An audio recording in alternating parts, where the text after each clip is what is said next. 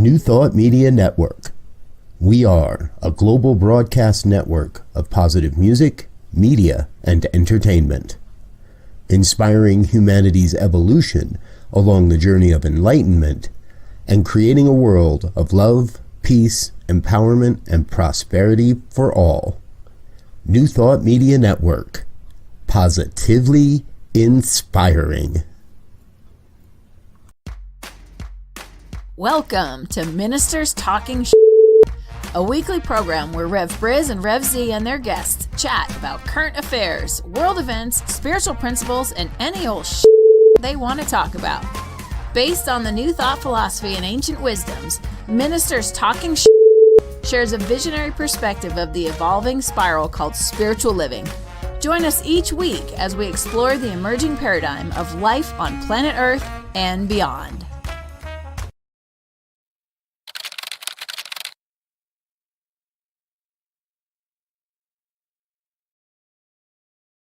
And good morning, dear ones. Reverend Robert with you here on a Friday morning. Rev Z is traveling with business, unable to join us, and our scheduled guest had some, scheduling problems. So no worries there. We'll get him rescheduled for another day. And trust that we know Rev Z is doing his good work out in the world. If you are wondering where Z will be next, which happens quite a bit, he will be at the Celebrating Our Soul conference in Unity Village next week.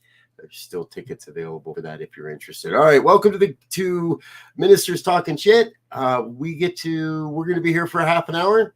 I'm going to be here for a half an hour. I don't know if you will be or not. If you'd like to, please feel free, join in the conversation. Leave a comment in the box. Let me know what you think about what we're talking about here today. And there's a lot of wild and wonderful and amazing stories going on out there.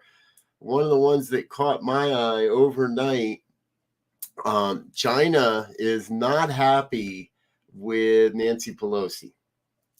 Now, and what they're really not happy with is that any U.S. dignitary visited Taiwan without their permission, and they wouldn't give the permission, and they have severed, if you will, communications and negotiations when it comes to climate change, military, other aspects.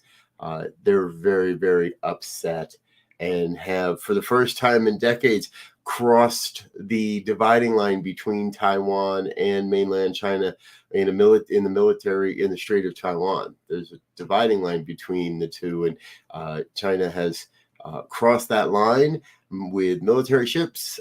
They've been shooting missiles over Taiwan at this point and shooting missiles over not trying to hit them, just trying to scare them, I believe. A lot of saber rattling happening on China's part, and this is a tough one. We believe in the sovereignty of the individual, and that would then extrapolate to the country. Not saying I necessarily believe what they believe or agree with what they believe as far as a communist country, but they have that's part of the mix, and that's part of the oneness. And at the same time, we're working towards and holding a vision of a world where borders are irrelevant. And so the real prayer, I believe, is that China, and this may not happen today, but it can, that China awakens to the planetary oneness that we are all experiencing and that we're all living in and that we're all a part of. That would be my prayer for China, is that they start to awaken to that truth. But I get it. It's politics, and not everybody's operating from the spirit of oneness yet. A lot of these folks, and China's not the only one, and there are other countries that operate from that place of separation and division and trying to get mine and get me mine, and it doesn't really work. At least it hasn't in my life. It doesn't appear in other lives as well. The other top story I want to talk about today is Brittany Griner. Now, we've talked about Brittany quite a few times here on this program, and I don't believe she was happy yesterday. I don't believe I was happy yesterday. If you haven't heard the news, she was sentenced to 9 years in prison, and with an immediate transfer to a Russian, what they call a penal colony. She'll be doing labor. It depends on what they assign her to do. But she was found guilty in a Russian court of drug smuggling, and they are getting keep her now. The U.S. news has been reporting this like crazy, that there's a prisoner swap in the works, and what we also know is there's a gentleman named Paul Whelan who is under arrest in Russia, is in custody in Russia as well, accused of espionage. The U.S. has been looking for a way to negotiate his release for quite a long while now. Many believe that now that Brittany's arrest was purely political, to open that conversation again and convince and leverage the U.S. into releasing a gentleman who's known as the Merchant of Death, an arms dealer, Victor. That looks more. Get to that point if Brittany weren't found guilty and actually imprisoned. So now we have it. She's been found guilty in Russia. We may never know the true story if she really just mistakenly left a couple of mostly empty cartridges in her bag, whatever it may be. Now we have to look for a prisoner swap. In a game of political chess, I'm not going to claim to be a master. I wouldn't claim to be a master of chess in any regard. However, this one just looks like from the very get-go that there was an opportunity to scoop somebody up that Russia knew would make headlines, and I don't know if it made as many headlines as maybe Russia had hoped. Took a while for this story for people to start paying attention to this story, and we get it. You know, it happened right before the invasion of Ukraine by Russia. So Russia's would appear to have played a good move, and would appear to be on the verge of leveraging the U.S. to give them back an arms dealer. And what I'm going to keep knowing is that somehow there's a greater there's a greater force at play. There's a greater something at play than what I see. Because I don't like what I see on this one. I like the idea that Brittany will get to come home. I like the idea that Paul Whelan will get to come home.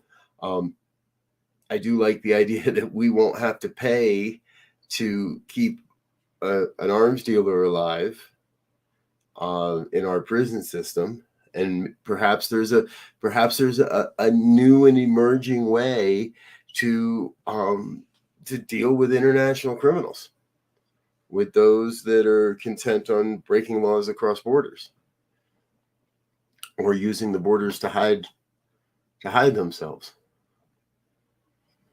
And yes, Wayne, good goes around and around. It does. And those that want to misuse this law, those that want to misuse the principles we teach, that goes around and around too. And often, when I first got into this philosophy, I was taught always look for the collateral good. I was specifically taught that in regards to the falling of the Twin Towers in New York. Always look for the collateral good. Sometimes it might take a while to be able to find the collateral good. And seeing as how I'm here on my own today and I got plenty of time to fill, and this show is called Ministers Talking Shit, it reminds me of the story of the pony. And if you don't remember the story of the pony, there's a young boy who asks for a pony for his birthday. And the first time he asks, it doesn't happen. His parents don't do it. And but he gets his birthday present, but he's kind of sad there's no pony. And the second year happens again. And the third year they give him a gift and they take him out to the backyard where there's a shed, and they open the shed, and the shed is filled with shit. And the kid screams and yells and, oh my God, can you imagine? And goes and starts digging in. And his parents ask him, what are you doing? He goes, are you kidding with all that shit? There's got to be a pony in here somewhere. We have to find the pony in here. I don't know what it is, but we have to stay open for what it could be. Perhaps it is a reimagining of international criminal justice and criminal law. Maybe this is leading us to a point where we don't do things like this. We don't swap human beings. We don't grab human beings and hold them without merit just to make political hay.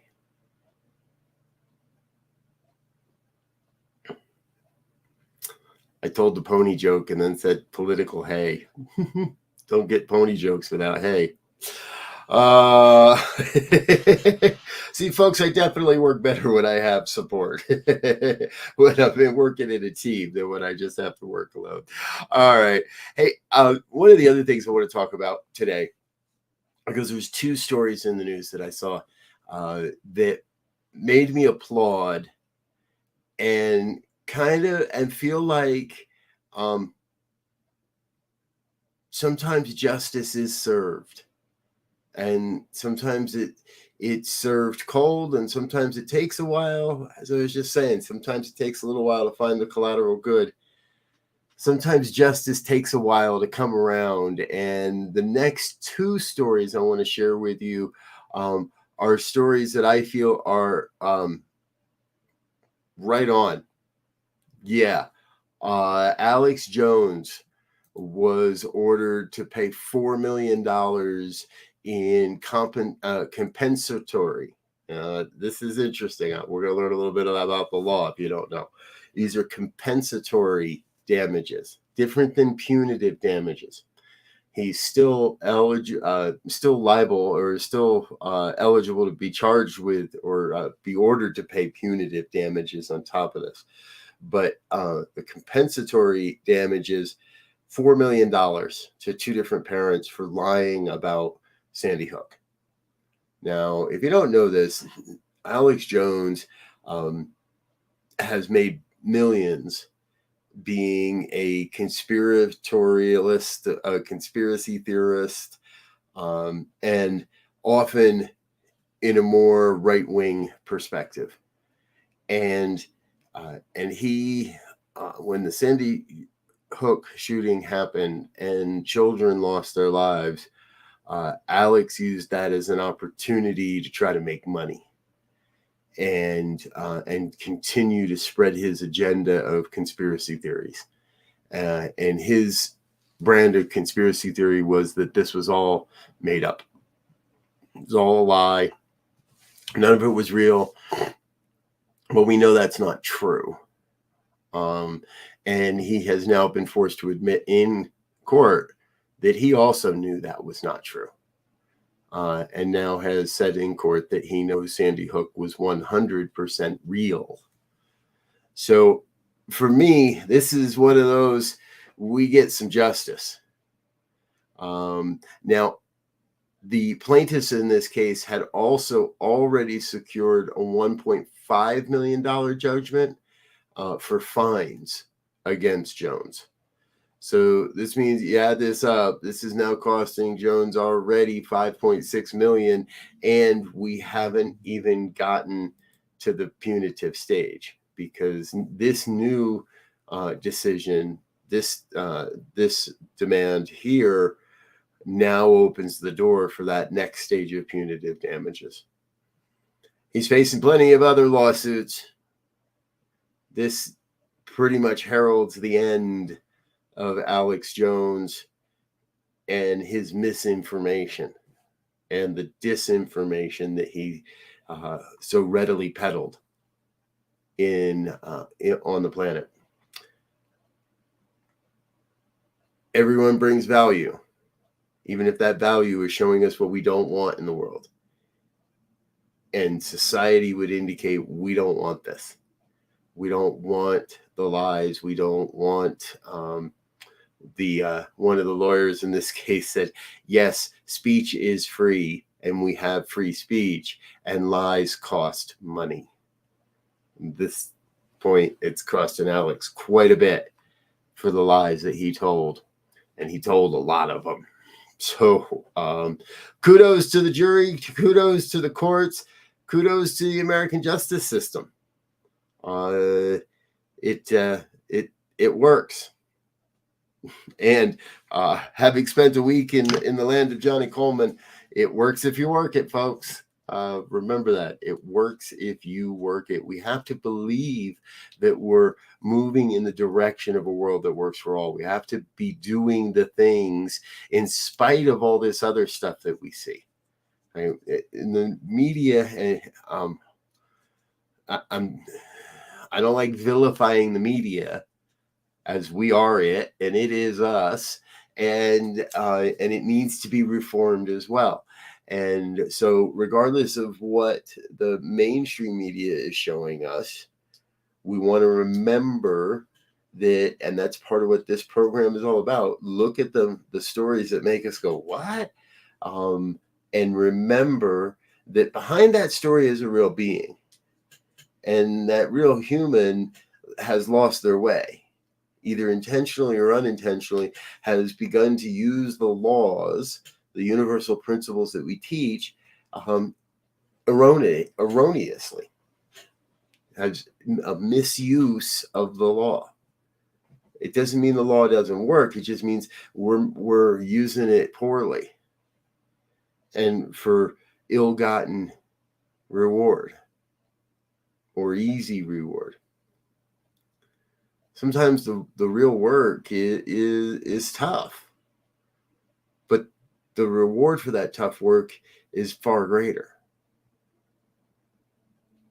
We love the actor, not always the action.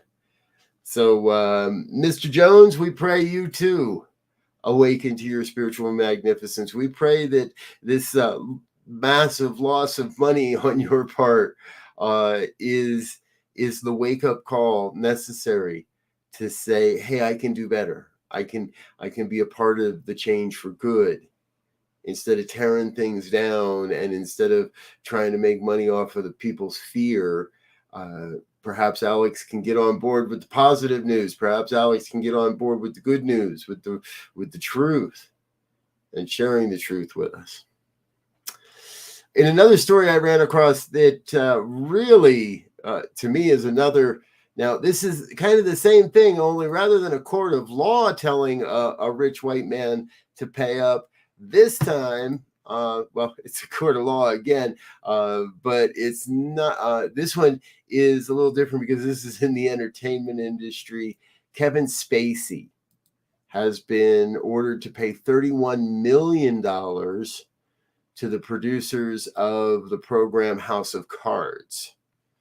Now, a little bit of backstory on this. If you don't remember, Spacey was accused of sexual misconduct in a podcast interview, which led the production company that was producing what at the time was a pretty intense hit political drama named House of Cards. It was on Netflix.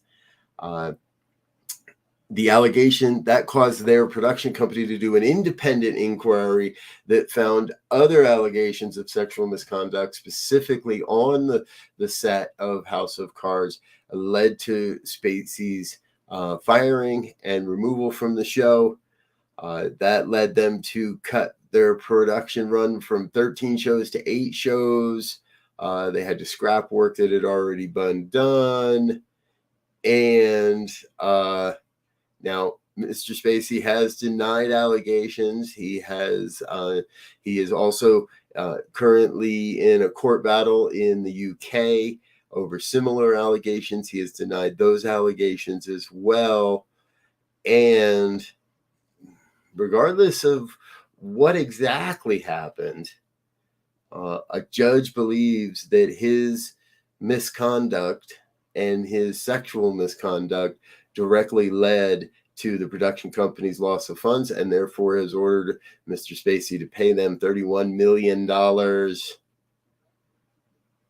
When the universe has got you paying $31 million, it's probably because you did something wrong.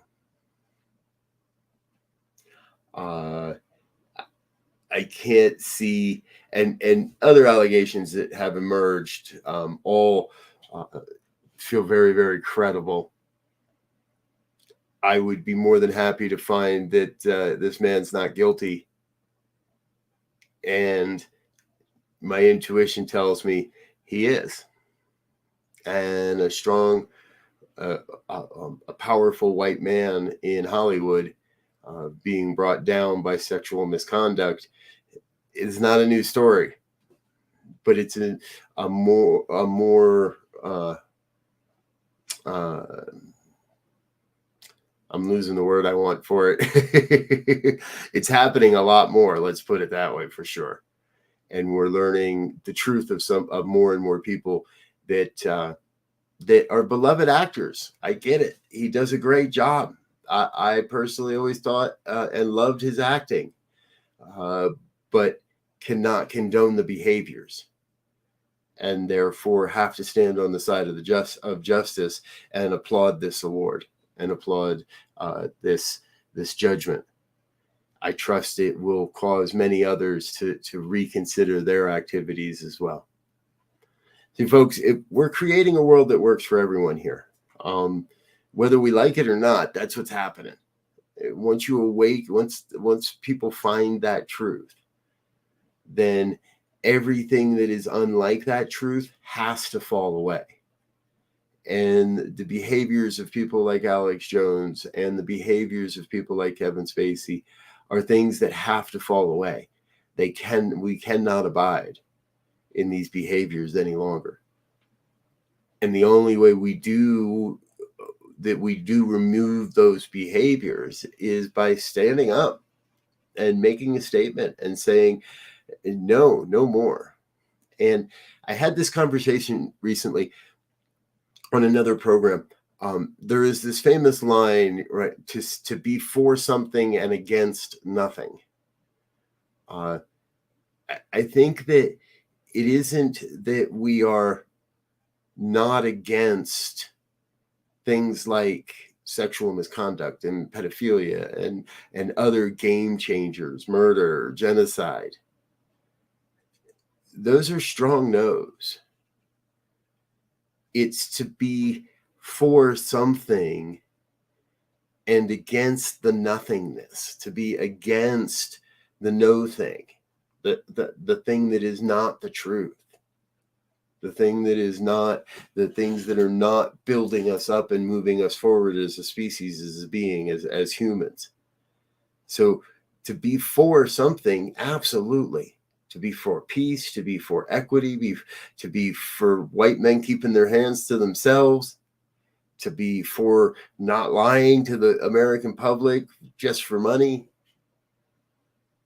and to be against the lies and the nothingness and the dishonesty and the misuse of the law, the things that are not the true things of life. The true principles of this universe.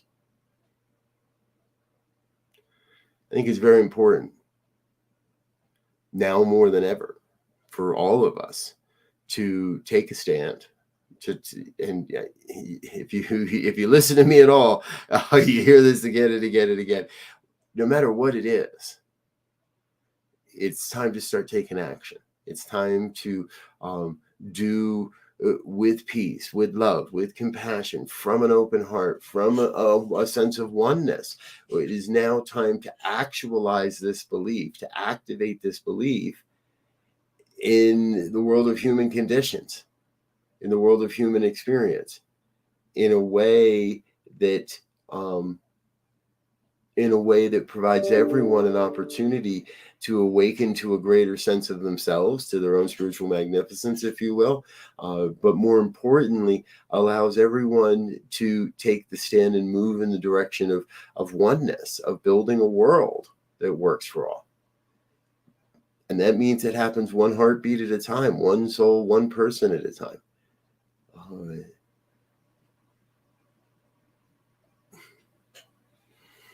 And game, we're all in this together.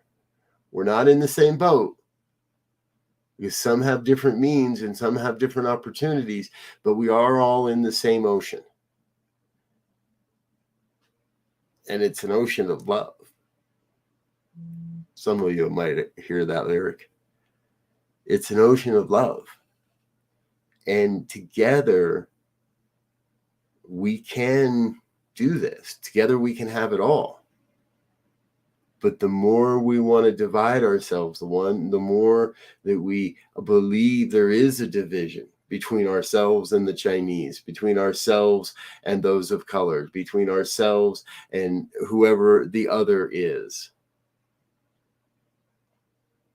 Anytime we believe there's a separation or a division, we're just slowing our growth. We're just slowing our roll, folks. We're just putting up a big old roadblock saying, nope, sorry, can't go here. When the end result is we must arrive at oneness, because that is what we already are. We already are one.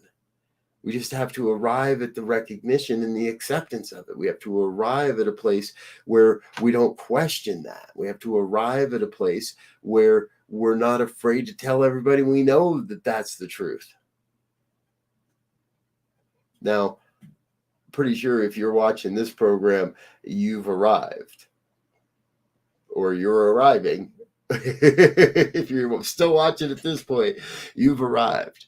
Let me tell you that. Let me just say it. If you've ever questioned it, no, let's be on the side of truth. You have arrived. Because this network, this virtual family, if you will, what is coming together is a place where you can be you. Come be you. Come be you with us. And be a part of the energetic impulse, the conscious uprising. Not in arms, not in anger. The conscious uprising of peace and love and co-creativeness on the planet. Be a bringer of the truth. Be a liver of the truth. Be one that is demonstrating truth moment by moment by moment, opening doors for people, letting someone in traffic, doing the good deed, doing a big service project, whatever it might be, wherever you might be going. Be about doing that. That's the call. That's where we are. That's how we create a world for works for all. Hey, folks, I've done about run out of time here on a Friday morning. I love you. I appreciate you being with me. Now, next week, we're not going to be here either. Rev Z will be at Unity Village with the Celebrating Our Soul conference. Please do watch for some live pop-up interviews coming from that conference next week. And I will be in Geneva with the Centers for Spiritual Living Geneva Summer Conference and their retreat. We're doing some broadcasting for them, as well as some presenting and such. So we're not going to be here next week. We'll have one of our best of episodes on, but we'll be back the week after that. And Rev Skip is scheduled to be our guest. We haven't seen Rev Skip here on the network in a while, so we're grateful that he's going to be back with us in just a couple of weeks. So stay tuned here on the New Thought Media Network. It's a full Friday. All of our great programming. Practicing Infinite Possibilities is up at 10. At 1 o'clock, it's The Joy Show with Reverend Barbara. I'm back with the good news at 5. And Pastor Michael Mangus has got the fireside chat at 6. That includes our normal prayer programming. And of course, Rev Melissa with the morning sip at 8:30. I'm Rev Brz. I'm going to get out of here for now. I love you. I thank you. I think you're amazing. I look forward to seeing you again real soon. Until that point, I wish you peace and absolute richest blessings. Bye now. And thanks for listening to this week's episode of Ministers Talking. We'll be back again next week with more commentary on current affairs, world events, and any other our ministers want to talk about. And if you found value here, please share our with your friends. Until next time, peace and blessings.